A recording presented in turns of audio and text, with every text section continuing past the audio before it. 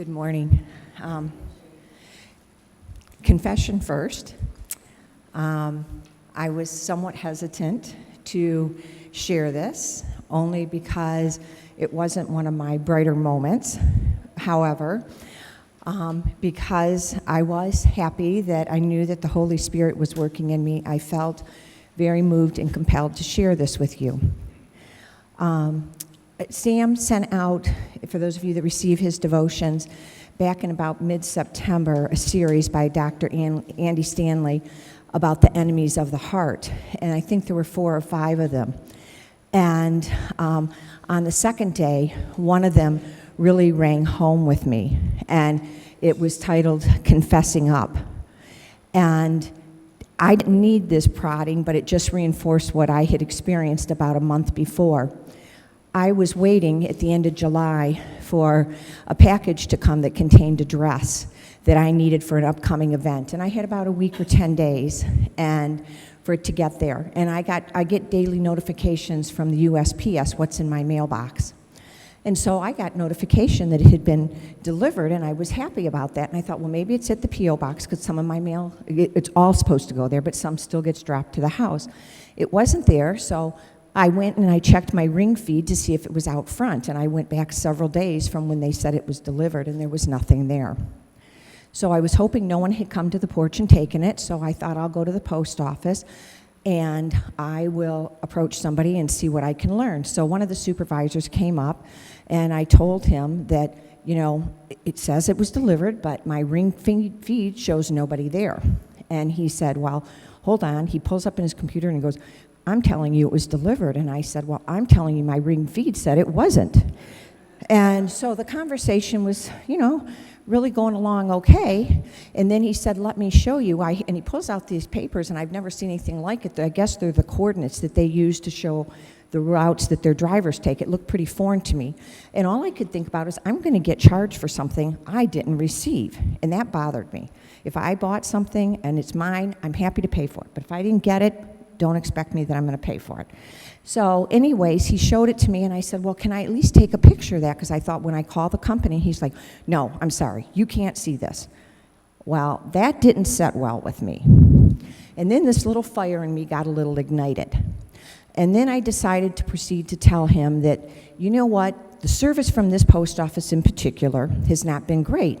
And not only do I feel that way, but I've heard several people tell me that, including a police officer who said he drives to a different city because the people there are nice. So anyways, he's like, well, show me your ring feed. And I knew there were people behind me, and I really didn't want to hold them up. And I had an appointment in 10 minutes to go, and I had an appointment I had to keep. So anyways, we didn't get into a shouting match, but I can just tell you he probably felt a little heat from my side. So I got in the car and I left. And right away, the Holy Spirit starts in on me and says, that did not go well. Matter of fact, you didn't do a good job representing me. So, of course, I was quick to ask God for forgiveness, and I said, I'm so sorry, I could have handled that better. And I thought, okay, all is good. Well, it wasn't good, because the Holy Spirit kept working on me for the next couple of days, especially at night. My sleep was very interrupted, and kept saying to me, you owe that man an apology. And so I thought, okay, but I waited till I touched base to find out if my delivery gal maybe had it. She hadn't had it yet. So a few days later, I did go to see him. And in the meantime, guess what? The package did show up. But I still felt compelled. I went and I asked for him, and I kind of gave him a quick synopsis of what happened, and to remind him. He said, yeah, I remember, and you know, I was waiting to get a really cold shoulder from him, and I said, I want to apologize to you. And he looked at me, and I said, you know what?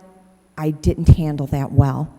Matter of fact, I said, and I don't use this word very often, so please forgive me, but I said, I really sucked at being a good representative that day. I said, you know what? I said, I really fell short, and I said, I really strive to be the change I want to see in the world. And he said, no, there's no need to apologize. And I said, yes, there is. And I said, I'm really sorry. I said, I will hope to handle it better the next time. All ended well. I felt like I could now go into the post office again, because I knew unless I apologized, I was never going in there again. I was very ashamed of my behavior. But I was also grateful because I've often said to the Holy Spirit, I want to know you're working in my life. So when I'm not doing what I'm supposed to be, please convict me. And let me tell you, he took me up on it. Couple things I learned. Just a reminder that God is forgiving, but also wants to hold me accountable. And two, it's probably a really good idea to remember that I have 2 ears and 1 mouth, and I probably should work doubly hard at listening and saying a little less, especially when I'm feeling heated. So anyways, that is my testimony. It's great to know that God always forgives. We just need to go forth, and sometimes we have to take it more than that, and we have to also go to that person and really say, hey, I'm sorry, and I ask for your forgiveness, and the guy was very gracious. So now I'd like to end on a much nicer, higher, positive note, and that is that a few weeks ago, I officially, or unofficially, because it's not all come to fruition yet, I have gained a future daughter-in-law. My son Nick proposed to his girlfriend Melissa a few weeks ago, and she very happily said yes. So wedding plans are in the making, and we're very excited. Thank you.